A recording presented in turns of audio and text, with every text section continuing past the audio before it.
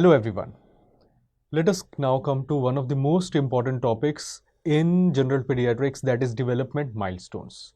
Whether you are taking a short case, a long case, or even a viva is going on, in your residency you have always been asked questions related to development of the child.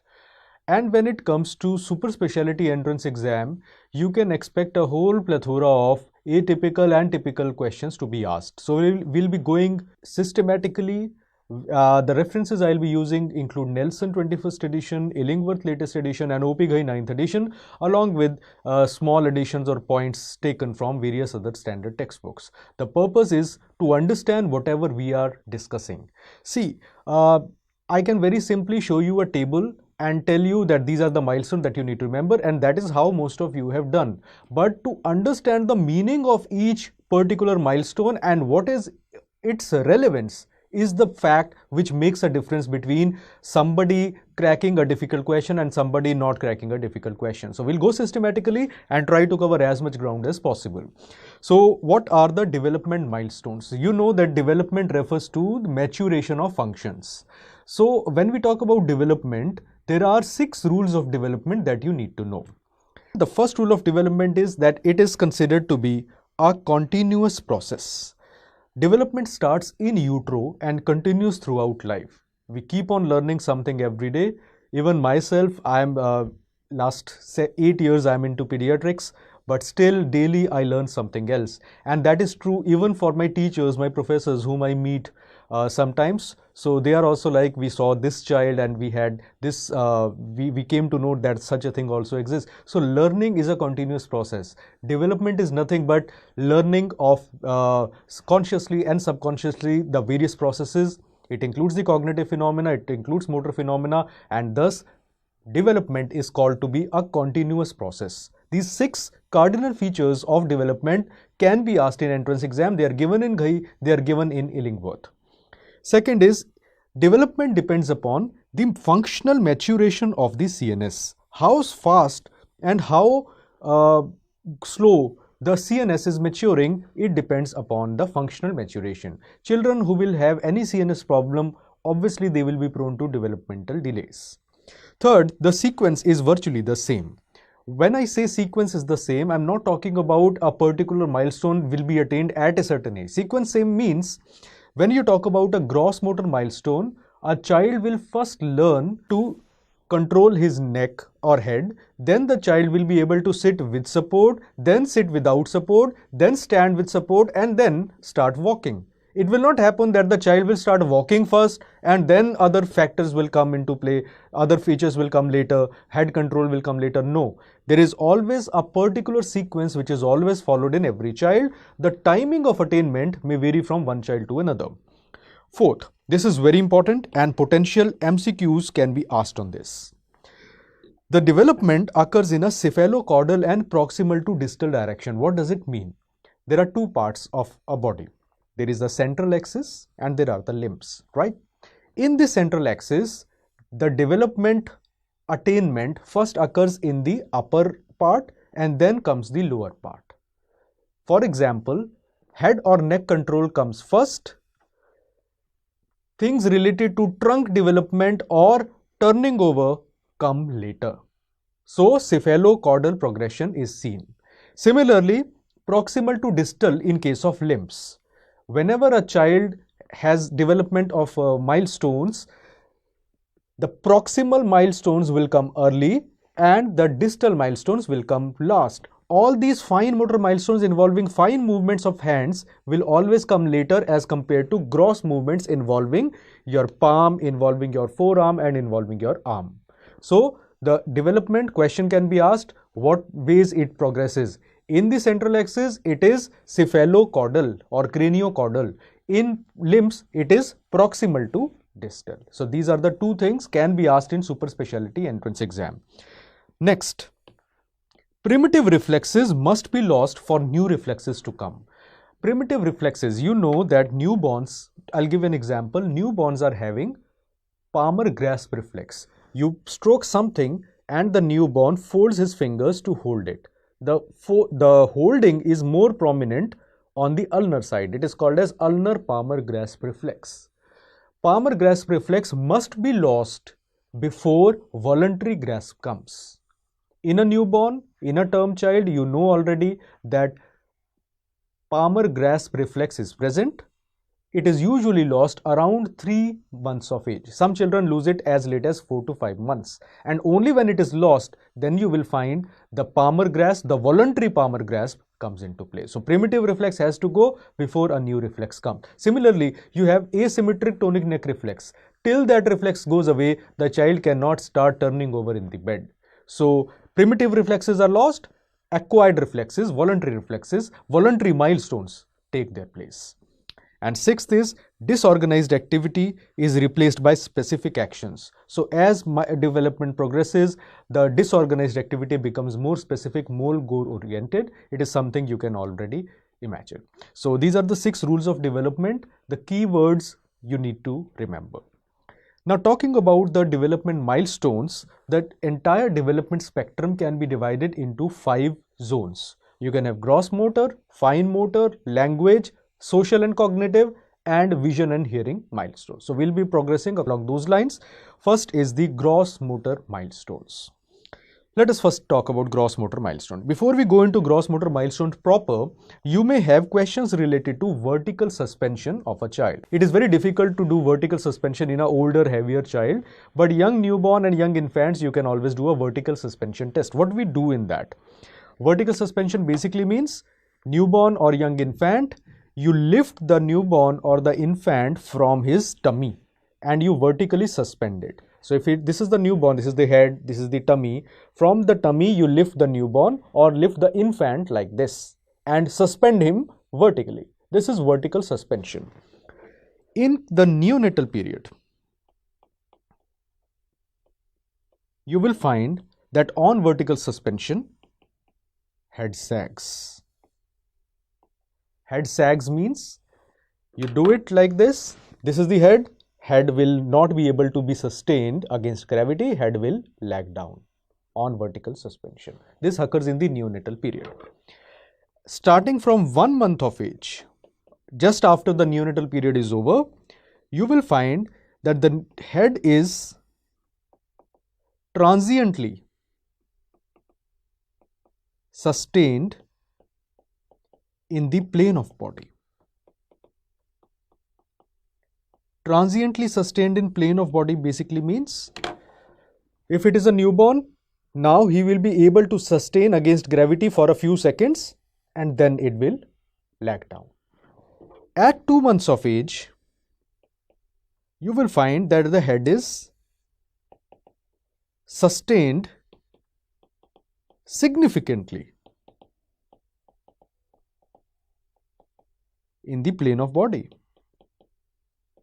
So a 2-month child, normal child, when you vertically suspend, now the head will not lag down. It will be sustained for quite some time. Obviously, you cannot keep on holding for 10 minutes and you expect the child to hold it for 10 minutes. It's like earlier it was like child was able to lift, then fall down. Now the child is able to lift at least for, we usually observe clinically for around 15 to 20 seconds. And if the child is able to sustain it for 15 to 20 seconds, we say it is sustained in the plane of the body. And then we have 3 months of age. In 3 months of age, the head is lifted above the plane of body when vertically suspended. Now the child will be able to lift his head against gravity above the plane of body. So you have a newborn, the newborn's head will sag down. Not able to sustain but able to bring transiently in the plane of the body 1 month, sustained significantly 2 months, able to lift above the plane of the body 3 months. This is on vertical suspension by lifting the newborn on tummy. This is something you must remember. Vertical suspension milestones. Now we come to the gross motor milestones proper. In proper gross motor milestones, on one side we have the milestone, other side I have mentioned the time of appearance of that milestone. So let us now discuss with the gross motor milestones proper. On one side we have the milestone, other side I have mentioned the time of appearance. So first is head control or neck control. The head control begins at 2 to 3 months of age. That that is partial neck control begins at 2 to 3 months, whereas complete head control with no head lag on pull to sit comes between 4 to 5 months. OP Ghai 9th edition says that by 20 weeks, almost all normal children have attained normal complete head control. How do we check for this milestone? This milestone can be checked by initially performing a maneuver called as pull to sit. In a pull to sit maneuver, what we do is you have a lying newborn on his back. Newborn or infant on his back, right? You hold the elbows of the child and pull him slowly to sitting position. If you do that and the trunk comes first and head is lagging behind, you call it as head control has not come, head lag is present. Okay. When the child is able to sustain it a bit, we call it as partial neck control has started. And when the trunk and head come together, we say there is no head lag on pull to sit, the age will be 4 to 5 months. This can also be checked by making the child sit and turning him whether his neck falls to the side or not. But more commonly performed is the head lag maneuver, also called as pull to sit maneuver. Simple, lying down child on his tummy, hold his elbows, bring him slowly to sitting position.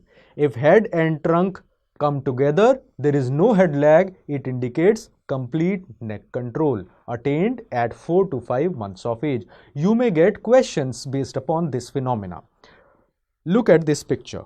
They may show you this picture and ask you what maneuver is being done. So your answer will be pull to sit maneuver is being done.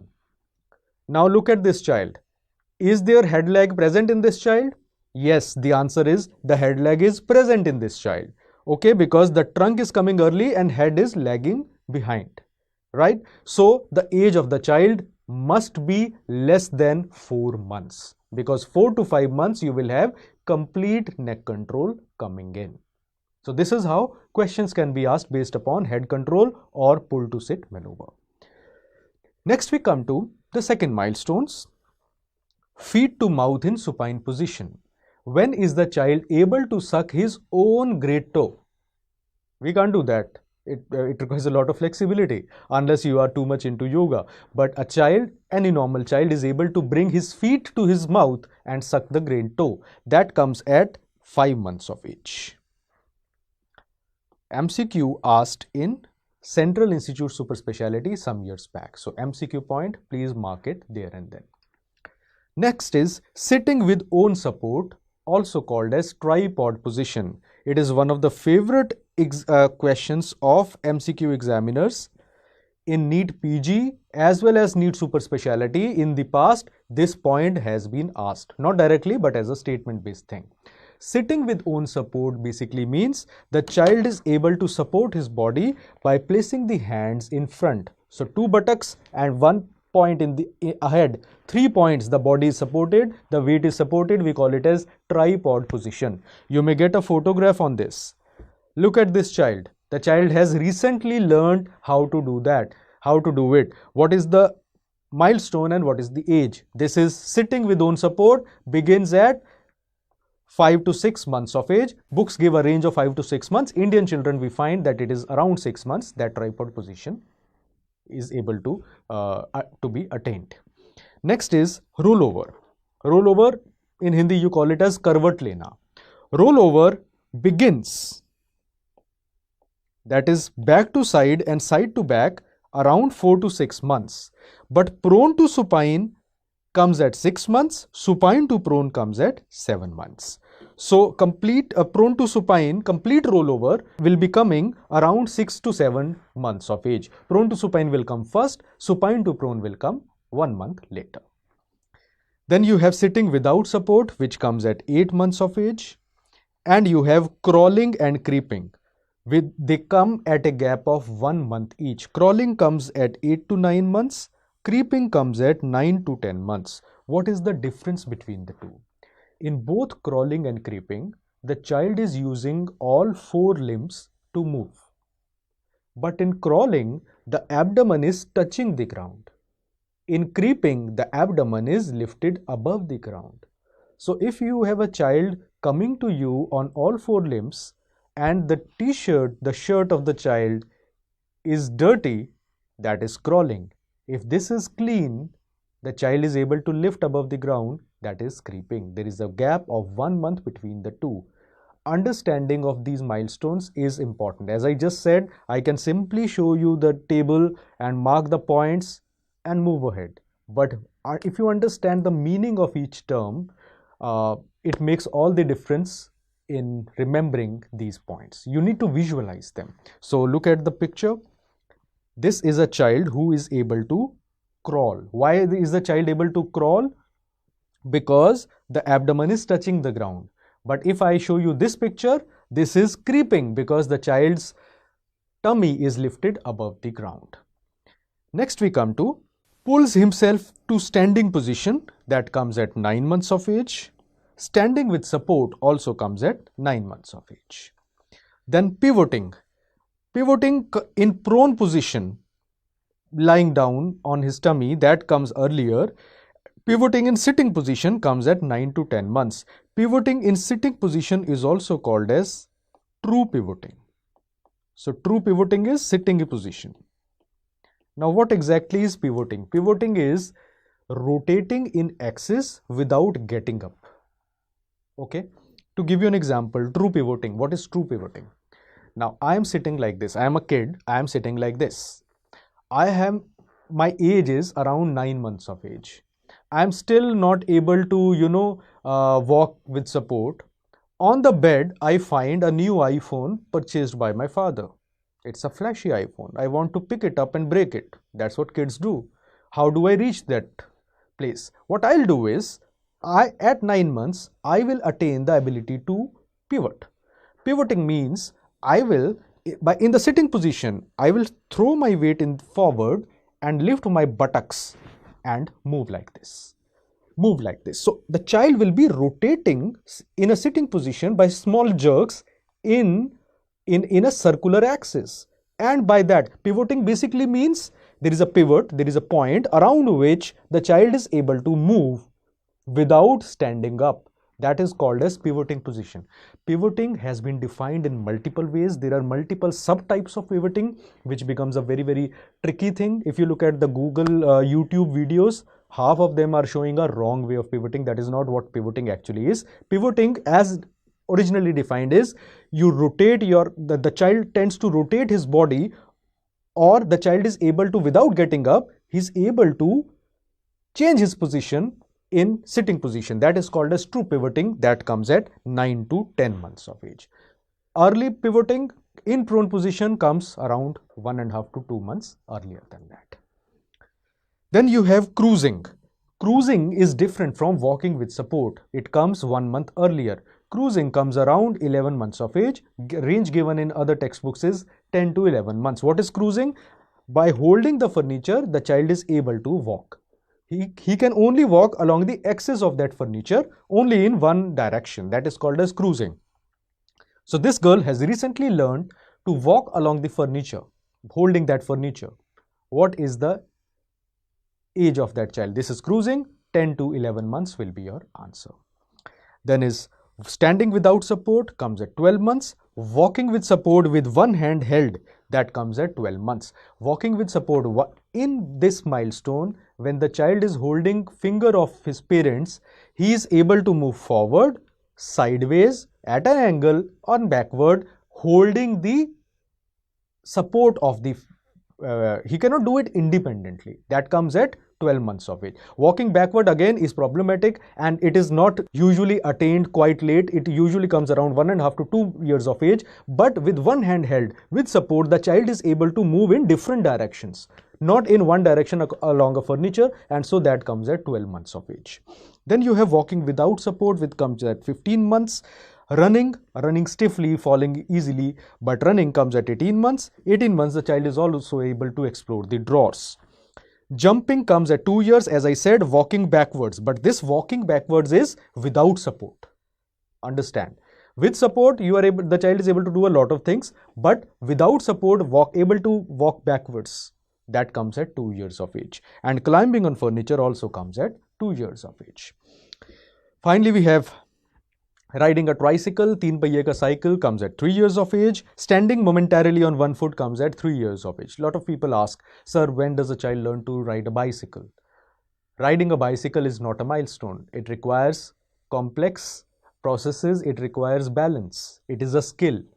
Many of you still don't know how to ride a bicycle. Does not mean you are developmentally retarded. It simply means it is not a milestone. So riding a tricycle is a milestone. Riding a bicycle is not a milestone. Hopping or skipping on one foot comes at 4 years of age, and skipping a rope or skipping on both feet comes at 5 years of age. People tend to confuse between the two. So both of them are different. 1 foot, 4 year, 2 foot, 5 years. That is the key point that you need to remember. So these are the references which I have used. Moving to milestones related to stair walking. I have kept them separate because they are very tricky and they always create a lot of trouble. So we'll do them separately. In my PG days, whenever I've remembered them separately, it has always worked better for me. So learn from experience. Milestones related to stair walking, always do them separately. So first is crawling or creeping upstairs. Crawling or creeping upstairs means using all 4 limbs. The child is able to go upstairs, comes at 15 months of age. Potential MCQ. 15 months of age. There is no milestone where the child is able to crawl or creep downstairs. Why? Because the child is smart. You cannot crawl or creep downstairs. There is a thing known as gravity. The child will trip and fall off. So there is only a milestone of crawling, creeping upstairs, not downstairs. Then comes going up and downstairs, holding a support or a rail. That comes at 18 months. Then the child is able to go up and downstairs without support, alone. That is 2 years of age it starts. But the point to understand is 2 feet at each step. 2 feet at each step means there is a stair. How do we walk? Alternate feet. But child, he will first place both his feet at the same step. Then another step. Then another step. This is 2 feet at each step. This is not the way we walk. This is the way a child who is circumspect walks. So that is the initial thing which comes at 2 years of age. The child is able to go upstairs alternate feet. Comes at 3 years of age. Ghai as well as IEP textbook of pediatrics as well as most textbooks give a range of 36 months. Whereas Nelson 21st edition gives a range of 30 months. So 30 to 36 months will be the ideal answer here. But I've given the separate thing because you know that development milestones vary a bit across various textbooks. So this is a variation given in Nelson. So that variation I have mentioned here. And finally, going downstairs with alternate feet, that comes at 48 months or 4 years of age. If you remember it like this, very easy to recall. Let us discuss with an MCQ example, how MCQs are asked. So before we go to MCQ, 2 feet per step is also known as 1 step at a time. Alternate feet is also known as alternate steps. I hope this is all English language being used in various forms by examiners. So let us take MCQ example. Look at this question. Look at the image below and tell the approximate age at which this milestone is normally attained. And this is the picture. Now what is happening here? The child is able to not crawl or creep. He is able to walk, but walk upstairs holding support. Holding support comes at what age? It comes at 18 months of age, and that is your answer. So first you need to understand what is mentioned. Then you need to associate with what you have read and then remember the value for that. So milestones, difficult visual clinical questions can be asked in entrance exam. So you need to be prepared accordingly. Next, a few words regarding toe walking in a child. What is toe walking? Toe walking is not putting the complete foot but walking on toes. There are many types of toe walking which you read in various standard books including Illingworth. First is, it is also called as tiptoe walking. First is physiological toe walking, also called as transient toe walking, which can occur even in normal children. Physiological or transient toe walking begins between 15 to 18 months and it usually stops by 2 years of age. Any persistence of physiological toe walking beyond 2 years needs to be assessed for the underlying reason. Second is idiopathic toe walking. Idiopathic is habitual toe walking. Child walks on toes even beyond 2 to 3 years of age. All the musculoskeletal examination, neurological examination is fine, but just that the child is habitually walking like that. It tends to improve with time. Slowly the child learns कि इसका कोई फायदा नहीं है, so he stops doing that. That is idiopathic toe walking. But idiopathic toe walking, the point to remember, it is a diagnosis of exclusion. Diagnosis of exclusion. Only when you have ruled out all abnormalities, then only you can say it is idiopathic toe walking. And then you have toe walking on command or toe walking when asked. It begins at 30 months of age. That is 2.5 years of age. You ask the child to walk on toes, he will be able to follow your command. That is known as toe walking on command. There is no end stage for this. Why? Simple. You ask me to walk on toes, I will walk on toes. So toe walking on command means the child is able to understand, process it, and apply that knowledge to walk on his toes. After some time, he'll be tired and he'll be say, are you going to give me some gift or toffee for that? Or candy for that? If you are giving it, I'll do it. Otherwise, I'm not doing it. So that is known as toe walking on command. There are 3 separate milestones. Please remember their implications and the values separately. You may get a question based upon these. And finally, we have in gross motor milestones, what happens to a child in prone position on bed. Prone position on bed is a set of milestones nobody reads in MD Pediatrics. And so MCQs on this can be asked. Prone position on bed means on tummy you make the child lie down. We are not suspending the child. On a bed, the child is in prone position. Then you see what the child is able to do. At 2 weeks of age, the child is able to make a position like this. Now, what is this position? At 2 weeks, as you can see here, the pelvis of the child is lifted above the plane of the body and the legs are folded. So, this type of position the child is able to make at 2 weeks of age. So, 2 weeks, the pelvis is lifted, legs are folded, right? It is lifted above, as you can see. Second, 6 weeks. At 6 weeks, the child's posture changes. The child retains a posture like this. Now, what is happening here? Here you will find that the pelvis is now in the plane of body. And the legs are straightened. So, as you can see, it is in the plane of the body. The pelvis is not now lifted above. That occurs at 6 weeks. They may show you a picture or they may ask you statement-based questions based upon this. Then is 3 months of age. At 3 months, the child is able to make a posture like this. Weight bearing begins on the forearms.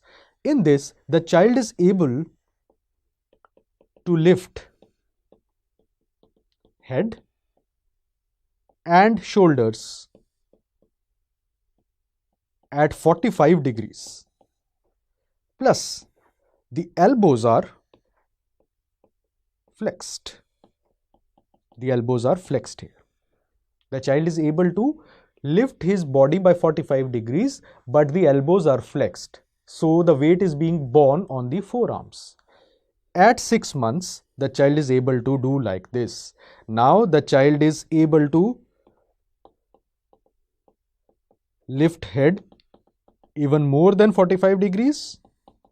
Plus, important thing, the elbows are extended. This type of posture comes at 6 months of age. These are the 4 things that are important, which no MD pediatric student, unless he is too much into reading development milestones, or you get a case like that, reads during his MD days, and examiners know it. So that is why I have tried to show you in the form of picture rather than just giving you bland tables, so that you understand what is being discussed here.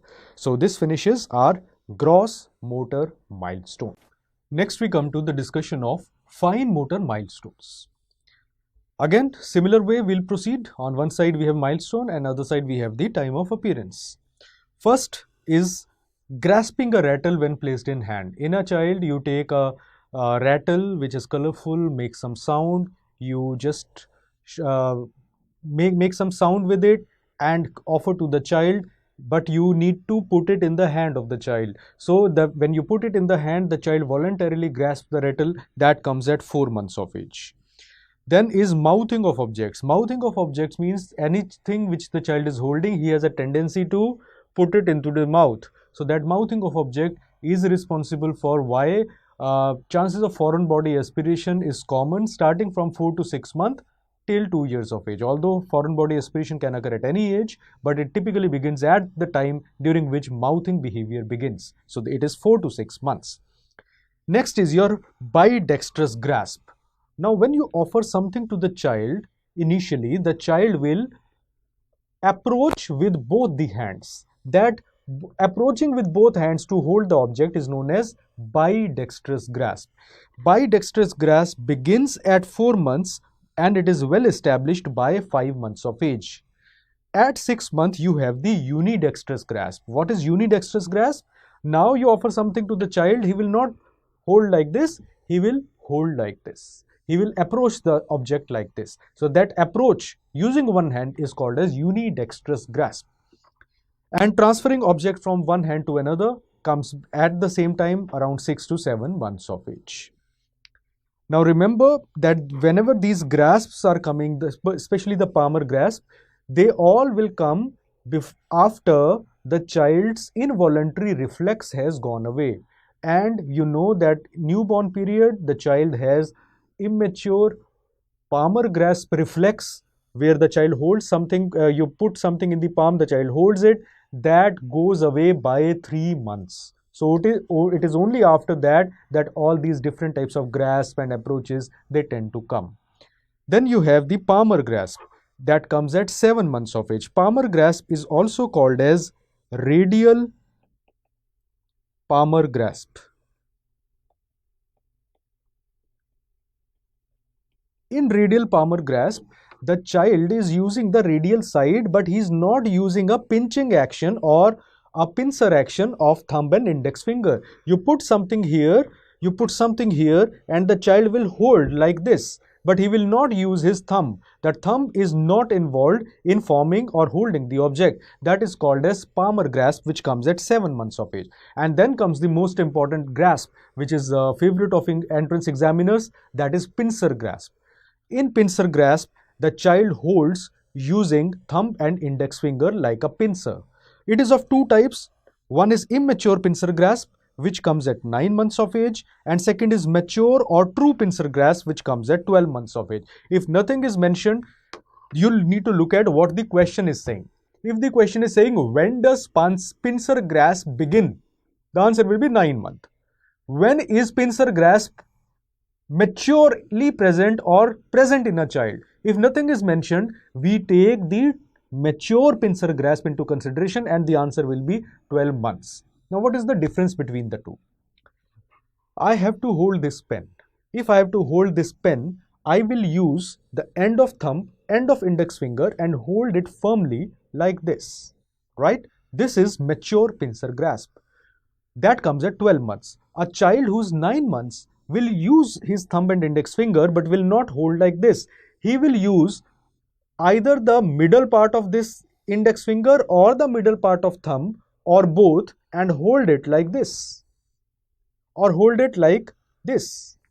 This type of grasp where it is not being held like this, it is being held at the end like this. It is called as immature pincer grasp. It will be more clear if you look at the picture. This is immature pincer grasp. Look at this. What is happening here? Why do we call it as immature pincer grasp? We call it as immature because the thumb is being used, the index finger is being used, but it is not at the end, but the middle part of index finger against which it is being held.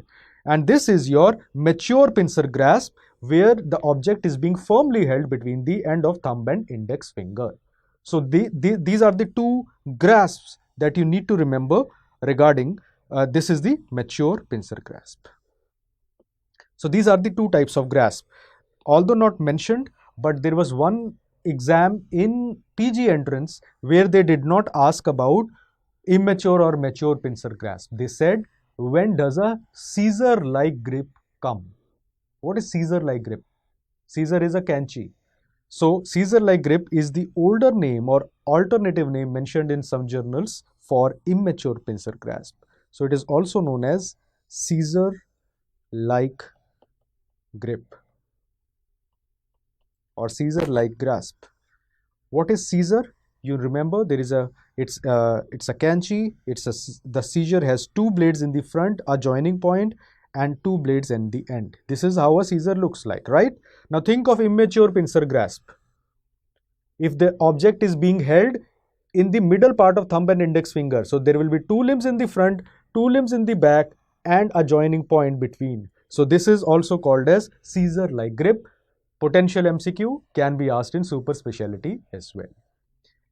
And then we have the probing with finger, which comes at 9 months of age, and scribbling comes at 15 to 18 months. OP Ghai 9th edition is more specific about it. It says the child is able to scribble or imitate scribbling at 15 months. Spontaneous scribbling comes at 18 months of age, whereas other textbooks give a simple value of scribbling at starting between 15 to 18 months.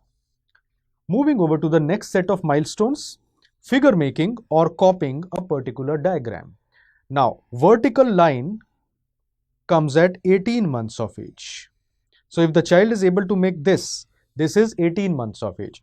Horizontal line comes at 24 months of age. Making a circle comes at 3 years of age. Making a square, rectangle, or a plus sign or a cross sign, it comes at 4 years of age. Remember that plus sign is called as a cross sign. People tend to get confused. It is not, this is the cross. This X sign is not a cross sign. Plus sign is considered to be the cross sign. Then triangle, multiplication sign, also called as tilted cross, comes at 5 years of age. Rhomboid or diamond shape, this is your rhomboid or diamond shape, also known as kite shape, which comes at 6 to 7 years. You have a cylinder, which comes at 9 years of age, and a block, that comes at 11 years of age. So all these points you need to remember. The examiner in super specialty entrance may ask you directly, or they may show a picture and ask you the age for that. You can also remember it by making a stupid figure you all might have made during your PG preparation days. Like we make a figure of a girl wearing a hat. So first is your vertical line, which comes at 18 months, then a horizontal line, which comes at 24 months, then a circle, which comes at 3 years, then we have a square or rectangle, which comes at 4 years of age. At the same time, you can also form a plus sign here, that also comes at 4 years. Then you have a triangle, which comes at 5 years of age. Then you have rhomboid or diamond shaped, which comes at 6 to 7 years of age. So this is the shape of a girl, shape of a lady, you can say, where the a stupid way to remember, but everybody tends to remember things like that in your UG days and pre-PG days. So this is regarding the copying making. We also need to remember the fine motor milestones using colored blocks. The children play with colored blocks, and how many blocks are they able to use to make a tower is something we need to remember. So again, one side milestone, other side time of appearance. First is tower making. A child is able to make tower of 2 cubes at 15 months of age. They may simply ask you, when is a child able to make a tower of 2 cube, or they may put up a photograph like this and they ask you, a child is able to stack 2 cubes one over the other like this, what is the age at which it begins? Answer will be 15 months. Then you have 3 to 4 cubes, which comes at 18 months. So this will be the corresponding figure. Then 6 to 7 cubes comes at 2 years of age. 9 to 10 cubes comes at 3 years of age. If somebody asks you, when does the child able to make tower of 20 cubes, ask that person to make the tower himself or herself. He'll not be able to make it. because there is a thing called as gravity. It will come into play and not allow it to happen. So in milestones, we don't go beyond 10 cubes when forming a vertical tower. Then some abnormal shapes are using these cubes. Train making. Now, train making, the child is not vertically stacking, the child is horizontally stacking. Without chimney comes at 2 years, and with chimney, also called as with rattle, comes at 2.5 years of age. What is the difference between the two? This is train without chimney. So 3, 4 or 5 cubes stacked in a line, horizontally, not vertically. That is train without chimney, or simply a train. And what is train with chimney? When the child will be able to put one block in the vertical axis as well. So this is called as train with chimney. See, it is easy for you to remember and recall, but if your photograph comes, then you will be in a soup, whether it is train, whether it is train with chimney or something else. So understanding, that is the reason I am showing you figures and I am going relatively slow rather than just showing you the diagrams or the tables. So train, this is a train, this is train with chimney. Then you have a bridge of 3 cubes. Now the child is becoming an engineer. So bridge of 3 cubes, the child is able to make like this. Then gate of 5 cubes comes at 4 years. Now the child has become an IIT graduate because he is now able to make complex figures like this. Gate of 5 cubes comes at 4 years of age. And finally now the child has reached Harvard and Boston University of Technology, and he's now making staircases. So it's a developmental gradual progression which is happening. Staircasing comes between 5.5 to 6 years of age, and this is how staircase making looks like. So these are the development milestones using colored blocks that can be asked directly or as a visual. Next we come to the discussion of language milestones. In language milestones, the first milestone we see in a normal child is cooing. Cooing comes at 3 months of age. Cooing is not cooing of a quail. Cooing is making musical sounds with a closed mouth. So that is known as cooing, that begins around 3 months of age. The child is able to laugh loudly whenever he is happy at 4 months of age. Monosyllables begin at 6 months of age. What is monosyllable? Repeating the same word.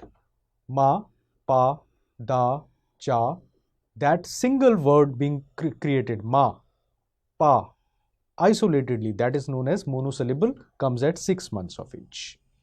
Then you have babbling, which comes at 6 to 7 months of age. Babbling, the child is not speaking any proper words. It's a step ahead of monosyllable, but it is one step before your bisyllable stage. So babbling, the child is speaking non-specific things like agum, bam, that kind of sound is known as babbling. It comes between 6 to 7 months of age. And then something new. In Nelson 21st edition, Nelson has mentioned about canonical babbling. So canonical babbling comes between 8 to 10 months, and it is a potential MCQ for the upcoming exam. Canonical babbling is also called as complex babbling.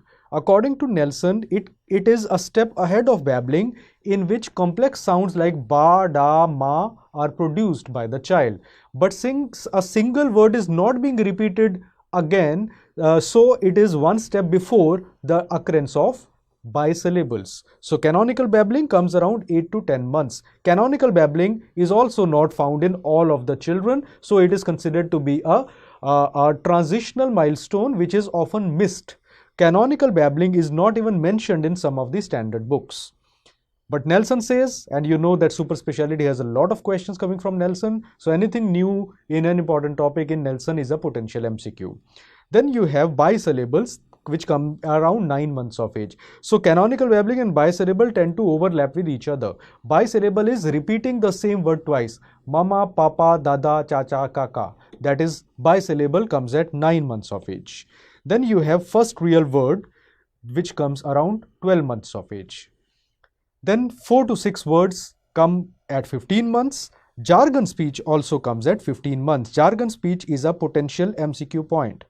What is jargon speech? It is also called as polysyllabic jargoning. Jargon speech is, see, child wants a particular thing. So he creates a simple word indicating that particular thing. Now, the child, let's take an example. Whenever in a Hindi speaking area, a child 15 months of age notices that whenever I'm hungry and I cry, parents and people at home are saying, doodh, doodh, doodh lao, doodh lao. Now he knows, his brain is now developed enough to understand that whatever he's getting when he's hungry is doodh. Now he cannot say doodh. So whenever he has to demand doodh, he will use a word something like boo. So he has created a sound known as boo, or he will say adu. Adu means doodh. So unless you give that specific thing to the child will not be satisfied. Creating new nonsensical words to indicate common needs is known as jargon speech. The child, if he is thirsty and he wants water, he may say mum. It depends upon the local linguistic areas of the child. A person who's in a non-Hindi speaking area will not say mum or boo, he will say something else. But jargon speech, the term basically means the same, creating new words which do not mean anything to indicate specific need. Very important, particularly mentioned in various textbooks. 3-4 lines have been mentioned in many of the textbooks about that. Then the child is able to name 4 or 5 common things like ball, beginning from 15 months of age. The child is able to speak 8 to 10 words with meaning at 18 months, and he is also able to name pictures at 18 months of age. Then vocabulary of 50 to 100 words is attained at 24 months, that is 2 years of age. At this stage, the child is also able to speak simple 2-word sentences. The child is able to use pronouns like I, me and you between 24 to 30 months, that is 2 to 2.5 years of age. At 3 years, the child has a vocabulary of 250 words. He is able to speak 6-syllable sentences and is able to repeat 3 numbers. At 48 months, the child is able to tell a story, a song or a poem. So all that nonsense things about Baba Black Sheep and Humpty Dumpty sat on a wall, the child starts rattufying and repeating it again and again whenever he's asked to do it. That begins at 4 years of age. So now do you understand how our system is?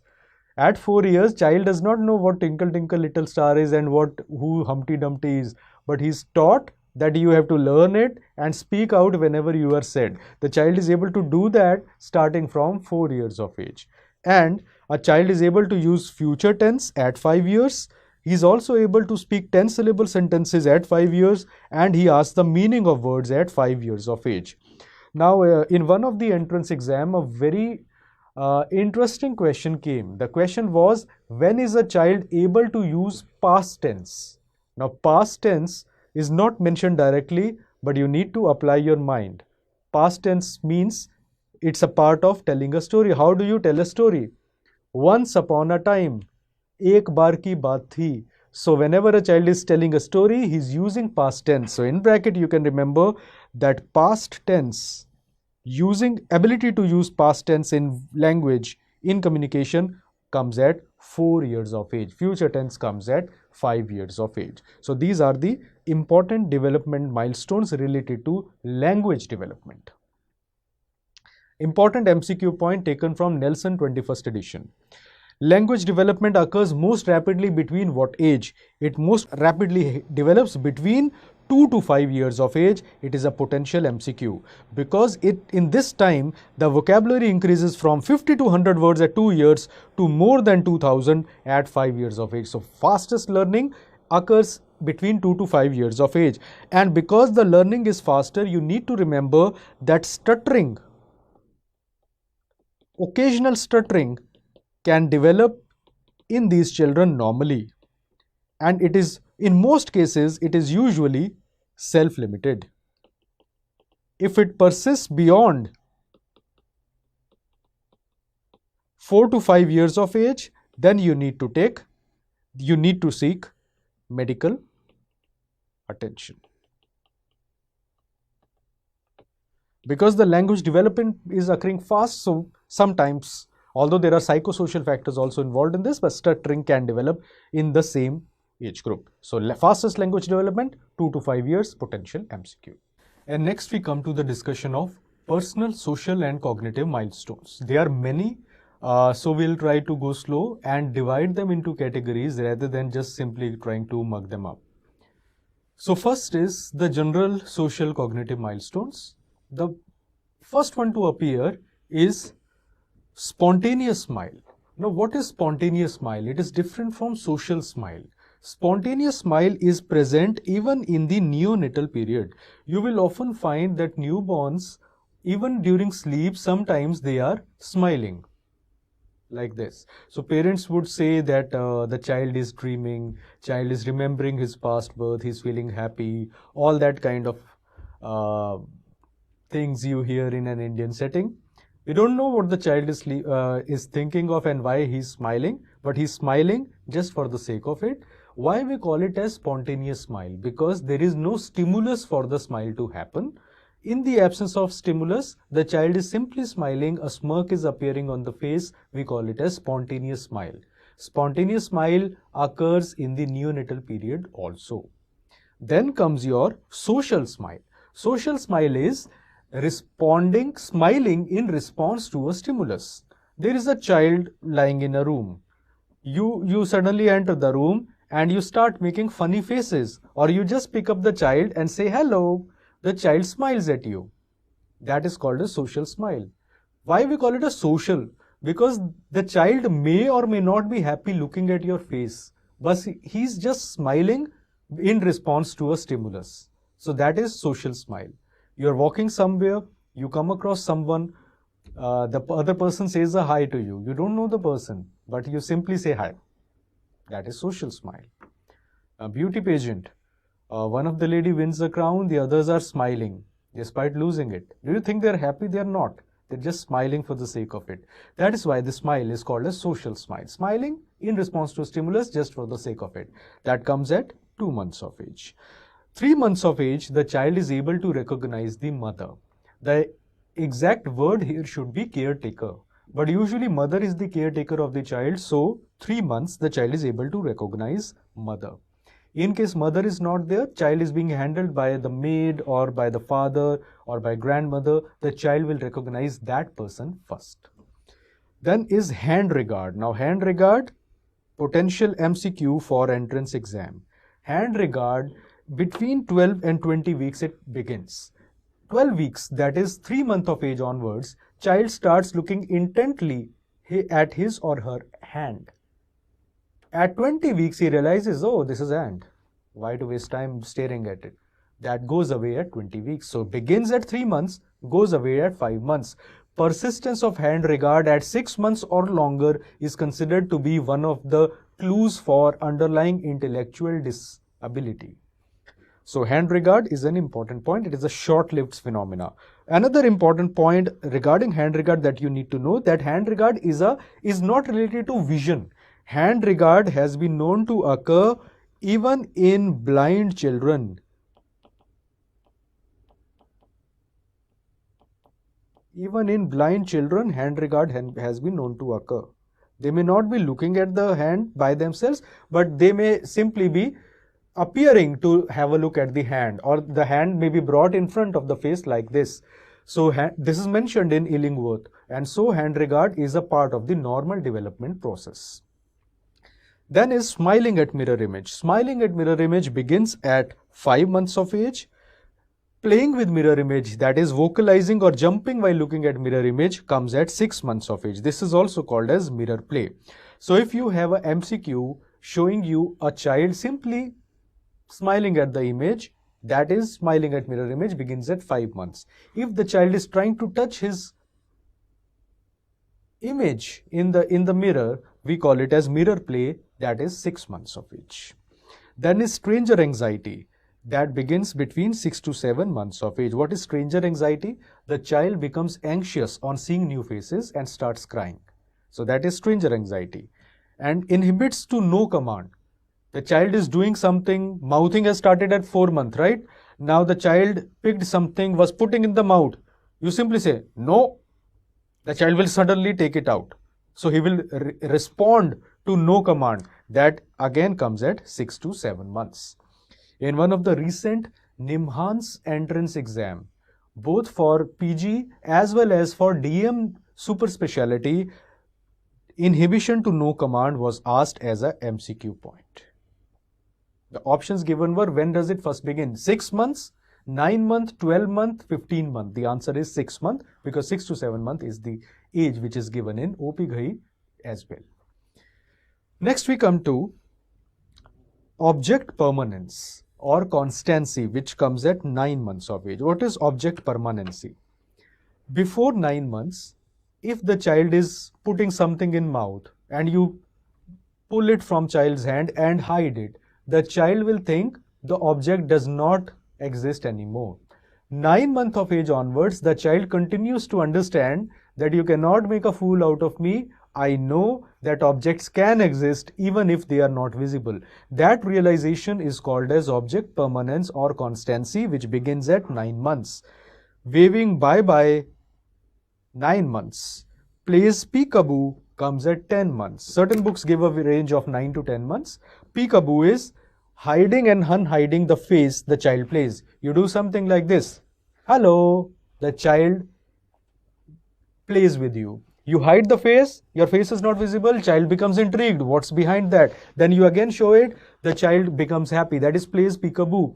You don't require an external agent to play peekaboo. Sometimes if you leave children in a room, they may play peekaboo themselves. What they will do is, like there is a cloth lying around and there is a mobile phone lying there, right? The child will pick up, put it on the mobile phone. The mobile phone is now not visible. He will again take it out. Now the mobile phone is visible. Now again he'll put it there. So alternately he will do it and he will enjoy playing that. That is called as peekaboo. Covering, uncovering of objects or faces intrigues the child. That comes at 10 months of age. Playing simple ball game comes at 12 months of age. Then is imitation or mimicry. This is tricky and important. PG level, pre-PG level, you don't need to remember all these, but at super specialty level, you need to go into the details and understand the meaning. So mimicking simple sounds or simple actions comes at 6 to 7 months. You say, oh, oh, but the child will also say, oh, oh, that is 6 to 7 months. Mimicking complex acts involving repetitive movements like shaking a head, that comes at 9 to 12 months. So at 9 to 12 months, you are in front of a child. Child is looking at you. You do like this. The child also does like that. So that kind of movement, 9 to 12 months it begins. And then we have domestic mimicry, that is mimicking sweeping action. Maid is at home, a servant is at home, he's cleaning. The child will also look intently and start doing the same procedure. You are trying to cook something, child is looking at you. He will also try to cook in his own ways. That is mimicking normal domestic things. That begins at 18 months of age. Then is knowing full name, age and gender. That comes at 3 years of age. Before 3 years, the child only knows his nickname. I'm Ramu, Chotu, Pappu, Kaku, whatever. Only at 3 years of age, the child realizes that my name is Raghavendra Pratap Singh Rathore and I am 3 years of age and I am a boy or I am a girl. That realization comes at 3 years of age. Handedness, whether the child is predominantly left-handed or predominantly right-handed, again comes at 3 years of age. And right to left discrimination comes at 4 years. There is a difference here. Handedness means preferentially using one hand instead of the other to perform functions, for example, scribbling or something. Right-left discrimination means the child is able to know that this is right and this is left. That discrimination in his mind, not the use of his hands, that comes at 4 years of age. Now, a very interesting thing you need to know. Illingworth, the standard textbook for developmental physiology in children, I hope everybody has read in PG days. It says some very interesting points. Please don't take it offensively. It is all Illingworth which is saying, I am not saying so. About left-handed people. Illingworth says, left-handedness is 3 times more common in twins which are uniovular or binovular than in singleton pregnancies. Secondly, left-handedness is more common in epileptics, psychotics, genius people, as well as criminals.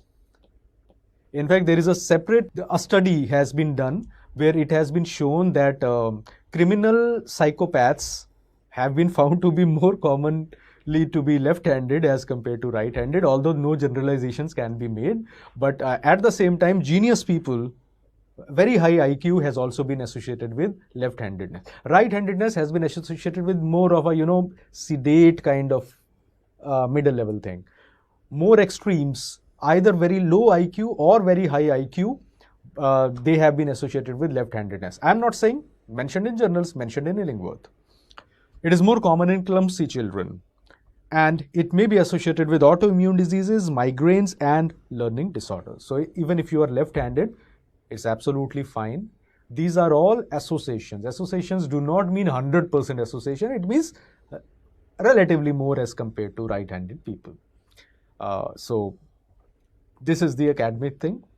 How true it is, we don't frankly know.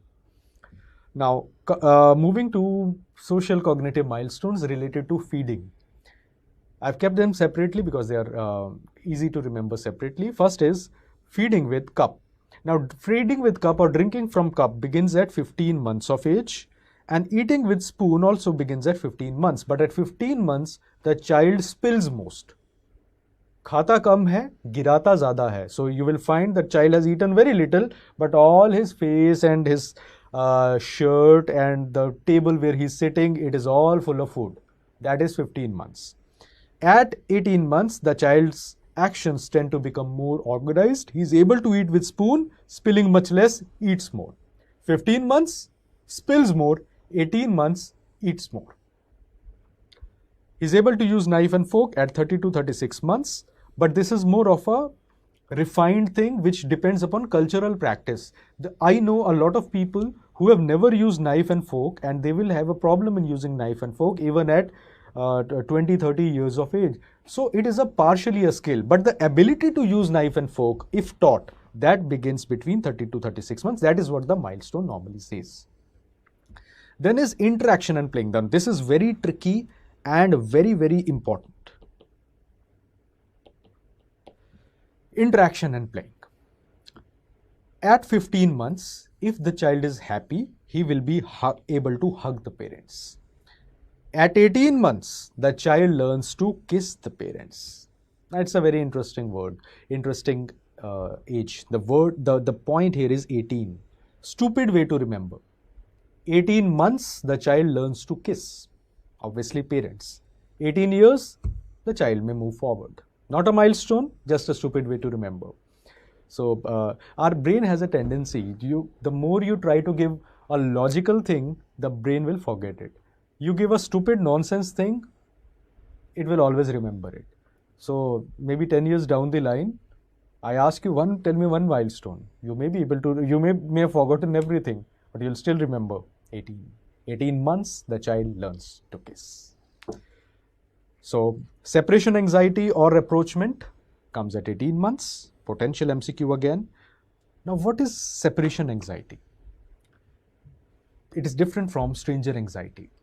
When new face is visible and child cries, he is afraid of new face. That is stranger anxiety. When familiar face is not around, mother is not around, father is not around, child is in an unfavorable, unfamiliar environment, then he gets anxious and starts crying. That is called as separation anxiety. New face se dar, stranger anxiety. Familiar face not being there, feeling afraid is separation anxiety. Stranger anxiety is new face ka dar, separation anxiety is father, mother, siblings not being around. It is also called as rapprochement. Parallel play. Parallel play begins at 24 to 30 months. Parallel play means between 24 to 30 months, that is 2 to 2.5 years of age, there are two kids playing. What the other kid is playing with, this child has absolutely no interest. So if I am a 24-month-old child and I am playing with my own thing, I will not be interested with that other child's play. That other child, maybe who's a bit older, will ask for some toy from me. I will not give him because I'm not interested. I'm doing my own parallel thing. That is parallel play. Then is pretended play. 2.5 years. Pretended play is a bit difficult to explain in words. I'll give an example. Pretended play is, in my mind, I take up a role, not in a group, in my mind. Like suppose my parents cereals and my parents bring me a gun. I am a 30-month-old child. So in my mind, I will think I am a commando. So I'll keep the gun with me, I'll sleep with the gun alongside me. In my mind, I am a commando. And I'm enacting out that role. That is pretended play. Another child gets a Barbie doll. So the child is playing with the Barbie doll, uh, applying nail color, applying lipstick to the Barbie doll, keeping with him or her. That is pretended play. Playing a role, keeping in your mind, not acting out outside. That is pretended play. Then is your cooperative play. Cooperative play comes at 36 months or 3 years of age. It is mentioned prominently in Nelson. Cooperative play is, I was a child who was not interacting with that kid. At 3 years, that kid comes to me and starts playing with me. So I will share my toys with him. I will give my toy, and in return, I am smart now. I will take one of his fancy toys from him. So that is cooperative play. And finally, we have role play, also called as group play. Role play or group play, group of children sit together. Pretended play was in my mind. Now role play is children cooperatively taking up roles. My mummy, this is father, this is son, this is daughter. Playing like that. Doctor, patient, that kind of play. That is role play. It's a dangerous game students, these kids are playing. They don't know that becoming a doctor, cracking exam is difficult, but coming out of the loop is even more difficult because you need to keep giving exams and exams and exams till you realize bahut ho gaya, no more exams after this. So if you are preparing for super speciality, come out of the loop. So this role play or group play where they take up respective roles and play it out, that is known as group play. All these terms are not explained like this as I have explained, but they are all separate from each other. And if a difficult scenario-based question comes, then only if you understand the meaning, you will be able to reach the correct answer. And that is why I said interaction and playing is a very, very important area for understanding super specialty MCQs. Let's move ahead. Dressing and undressing. Now, dressing and undressing, according to Nelson and other standard books, undressing with support comes first, comes at 2 years of age. Kapde utarna pehle aata hai. So undressing with support comes first, 2 years of age. Dressing comes later. Dressing with support comes at 3 years. Able to unbutton also comes at 3 years. Able to button clothes comes at 4 years. And dressing, undressing independently without any support comes at 5 years. Tying of shoelaces also comes at 5 years of age. Regarding sphincter control, bladder bowel control, the child is able to have voluntary control around 18 months, that is 1.5 years of age. The child is dry by day between 1.5 to 2 years and dry by night by around 3 years. But Illingworth clearly says that even at 5 years of age and beyond, 1 in 5 child, that is 20% children, are still not dry by night. So it is a variable thing regarding these sphincter controls. Illingworth further says some very interesting points. It says bowel control is usually acquired before control of the bladder. Bladder control दिन में पहले आता है, before night time control, whereas bowel control comes first at night and daytime comes later. So these are the three fact-based things that you need to remember. Illingworth also says that regarding dressing and undressing, a very peculiar phenomena is seen. Upper half of the body, dressing begins at 3 years. It is also called as donning, and undressing comes at 4 years. Whereas lower half of the body, it is reversed. Doffing or undressing comes at 3 years and donning or undressing comes at 4 to 5 years of age. And finally, we come to vision and hearing milestones. First is vision milestone. Whenever we check for vision related milestone, either we use a caretaker's face or we take a bright colored object. Now the important point is whether you are using a colorful object or you are using the caretaker's face, the object or the person's face should be approximately 8 to 10 inches away from the child for accurate assessment. So this is a small point which people miss out. So 8 to 10 inches away, you have to keep it. And then we check for the various visual milestones. The first thing is the child in the first week of life, in the neonatal period itself, is able to fixate on a face and is able to follow the objects up to 45 degrees. The child is able to follow objects up to 90 degrees at 4 weeks. The child is able to follow objects up to 180 degrees at 3 months or 12 weeks of age. And the child develops binocular vision, which begins at 6 weeks of age but is well established at 4 months of age. This is what is mentioned in OP Ghai 9th edition. And then comes your visual fixation. Visual fixation at mother begins at 1 month of age, and at an object it comes at 3 to 4 months of age. Now this produces a bit of a conundrum. Earlier we are writing that follow objects up to 45 degrees in first week of life, but now we are saying at an object 3 to 4 months. So remember, in these two milestones, whenever you are assessing, only the mother or caretaker face should be used and not objects, because the child may not be able to fixate. 12 weeks onwards, if you want to check for movement of the child, how much his eyes are able to track, then you can use the object as well, because now 3 months onwards, the child will be able to fixate at the object as well. So the way I have mentioned is the way it is given in the books, but the clarification was important because sometimes when you are reading, it might create a bit of a confusion.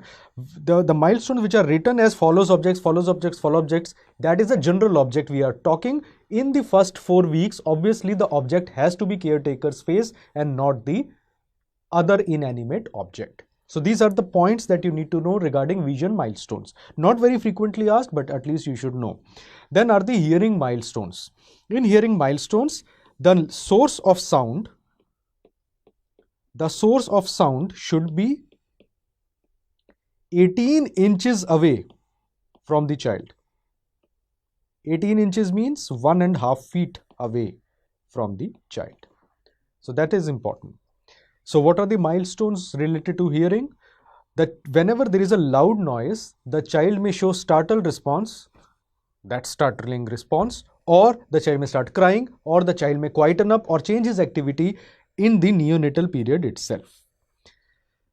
At 4 months of age, the child is able to localize sound horizontally in the plane of the head, and is able to turn his head towards the sound. But if it is happening above and down, then the child cannot locate it. So that comes at 4 months of age. Between 5 to 6 months, the child is able to locate the sound vertically down. Then vertically up, the child is able to locate the sound at 7 months. And directly looking diagonally at the source of sound comes at 10 months of age. Suppose there is a sound coming from an angle of 45 degrees to the child, right? Loud sound. Child's age is around 7 months. How will the child locate? Child cannot look diagonally at it like this. Child will first turn his head horizontally, then he will look vertically. This is how the child is able to locate. But 10 months of age onwards, child will not have to do like this and then go like that. The child can directly look at it at an angle and locate the sound. This is related to the localization of the sound. Now some extra edge points that you need to remember as a summary.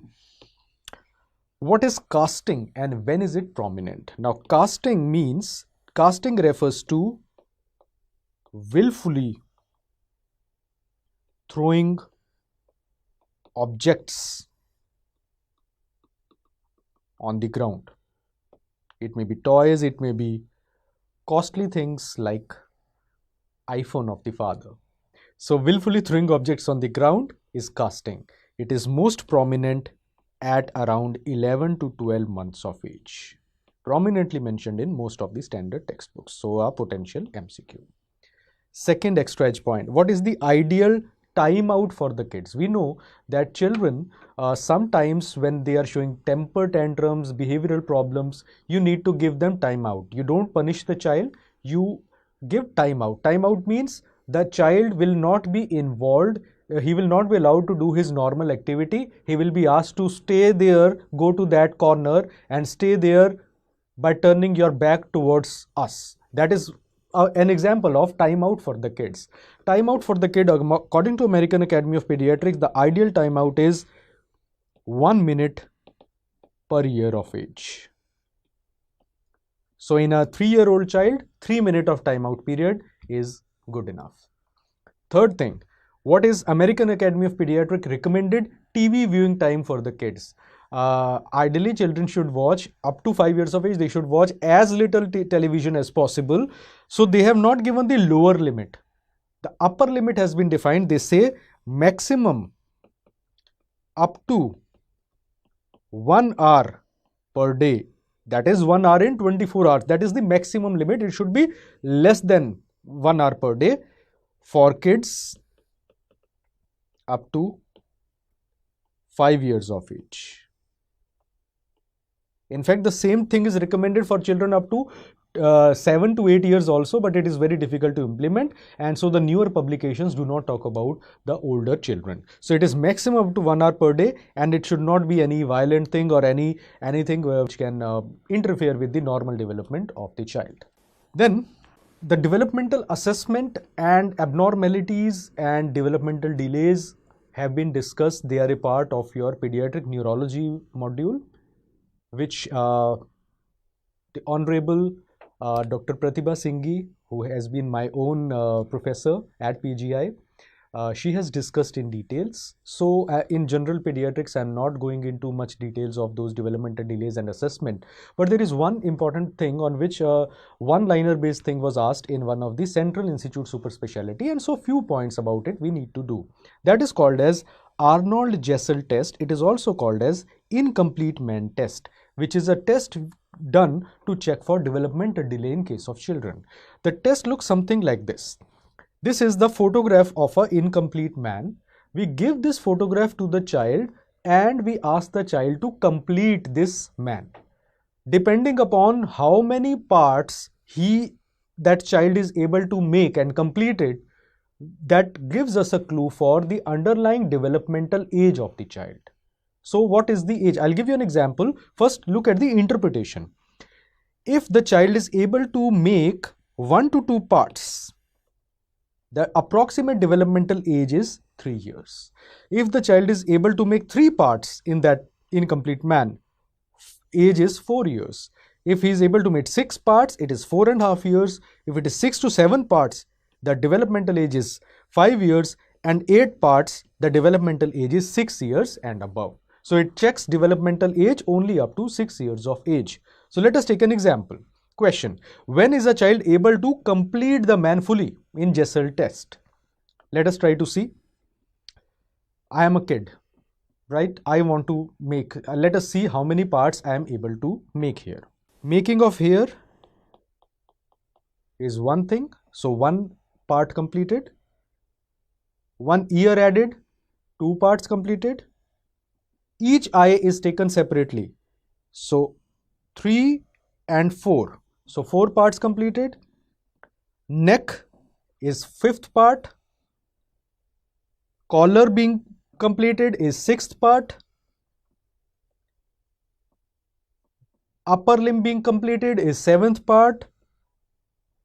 And leg being completed is 8th part. So if you complete the man, you have made 8 parts, and 8 parts means the developmental age of the child is 6 years. In other words, a child will be able to complete the developmental man, this incomplete man, at 6 years of age onwards. It is always onwards because I'm not 6 years of age, but I have been able to complete it.